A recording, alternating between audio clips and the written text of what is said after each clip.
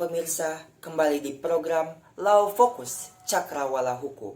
Dengan berita terkini, sebuah insiden yang melibatkan aksi agent enriching atau tindakan main hakim sendiri kembali terjadi di salah satu wilayah perkotaan. Kasus ini bermula pada Rabu malam 18 Desember 2024 sekitar pukul 21.30 WIB terjadi insiden agent enriching di Jalan Raya Pasar Bandung. Seorang pria berinisial AR usia 34 tahun dituduh mencuri dompet milik pedagang kaki lima. Warga yang berada di lokasi langsung berkumpul menangkap AR dan melakukan tindakan kekerasan fisik tanpa menyerahkan pelaku kepada pihak kepolisian. Dalam rekaman video amatir yang viral di media sosial, tampak AR dipukul dan ditendang oleh beberapa orang hingga mengalami luka-luka di kepala dan di tubuh. Aparat kepolisian tiba di lokasi sekitar 30 menit setelah kejadian. Tetapi pelaku pengeroyokan telah melarikan diri. AR segera dilarikan ke rumah sakit terdekat untuk mendapatkan perawatan dan penanganan yang intensif. Dugaan awal dari pihak berwenang mengungkap bahwa AR mengalami desakan ekonomi karena kehilangan pekerjaan. Dompet yang diduga dicuri ternyata hanya berisi uang Rp50.000 dan kartu identitas. Hingga saat ini, polisi masih menyelidiki pelaku utama pengeroyokan tersebut. Para pemirsa sekalian, kasus seperti ini seringkali mencerminkan keinginan masyarakat untuk menegakkan hukum dan menegakkan keadilan. Tetapi, apakah cara seperti ini benar secara hukum? Untuk menjelaskan lebih jauh, kami telah menghadirkan seorang ahli hukum, Bapak Dr. Saputra. Selamat siang Bapak, apakah sudah terhubung? Selamat siang pemirsa yang berbahagia. Izinkan saya melanjutkan pembahasan terkait agent enriching, di mana kasus ini sangat menarik. Tetapi ada satu hal yang harus pemirsa sekalian ketahui, bahwa agent enriching itu sendiri ialah aksi sepihak atau tindakan main hakim sendiri yang dilakukan seseorang atau kelompok untuk menegakkan hak mereka tanpa melibatkan aparat penegak hukum.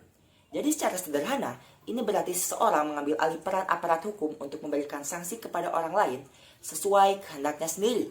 Di mana pada dasarnya, agent enriching itu bertentangan dengan prinsip negara hukum, di mana hanya lembaga resmi yang memiliki kewenangan untuk menjatuhkan sanksi atau menegakkan hukum. Contohnya itu seperti pengadilan.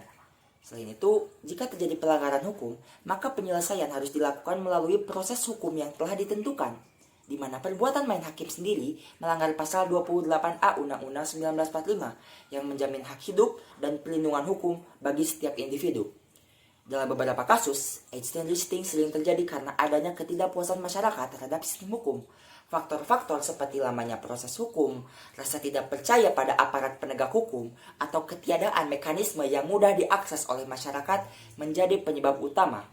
Misalnya dalam kasus yang tadi disampaikan, tindakan massa yang memukuli seseorang karena dugaan mencuri tanpa melalui pembuktian di pengadilan adalah bentuk nyata dari agent enriching, di mana kerugian dari hal ini tidak hanya dirasakan oleh korban, tetapi juga berdampak buruk pada masyarakat secara keseluruhan.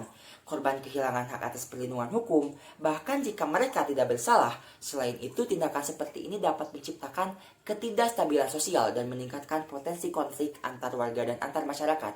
Dari sudut pandang hukum, hal ini memperlemah legitimasi sistem hukum dan menodai prinsip keadilan yang seharusnya dijaga oleh negara. Jadi yang membuat kasus ini semakin kompleks adalah adanya kebingungan masyarakat tentang apa yang boleh dan apa yang tidak boleh dilakukan untuk mempertahankan hak mereka.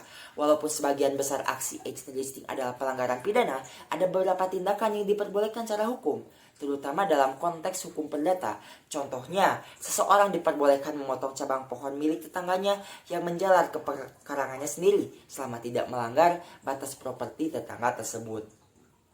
Namun, tindakan seperti ini tetap harus dilakukan dengan hati-hati agar tidak menjadi hal yang buruk. Sebab, jika dibiarkan, budaya agent enriching atau main hakim sendiri akan semakin mengakar di masyarakat.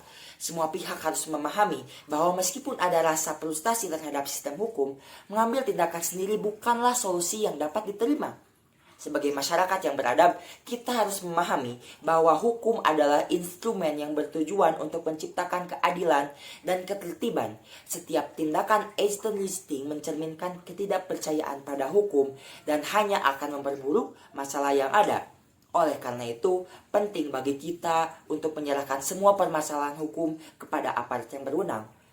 Jadi bisa ditarik sebuah kesimpulan di mana agent listing adalah fenomena yang harus dicegah karena tidak hanya melanggar hukum, tetapi juga merusak tatanan sosial.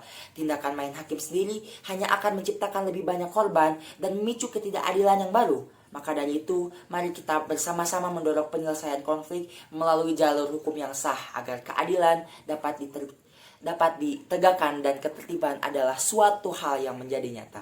Sekian dari saya. Assalamualaikum warahmatullahi wabarakatuh. Baik, terima kasih kepada Pak Yuda atas penjelasannya yang sangat mendalam terkait kasus ini. Pemirsa sekalian, dari kasus ini kita belajar bahwa tindakan main hakim sendiri hanya akan menciptakan kerugian dan ketidakadilan baru. Sebagai masyarakat yang beradab, kita harus mempercayakan penegakan hukum kepada pihak yang lebih berwenang. Ingatlah adagium hukum yang harus selalu menjadi pedoman kita. Fiat Justitia, Ruat Caelum. Hukum harus ditegakkan walaupun langit akan runtuh. Dengan menjunjung tinggi hukum, kita turut menjaga keadilan dan ketertiban dalam kehidupan bermasyarakat. Sampai di sini dulu, Law Fokus Cakrawala Hukum. Hari ini, saya Yuda Saputra sebagai pembawa acara pamit undur diri. Tetap jaga integritas, hormati hukum. Sampai jumpa di episode berikutnya.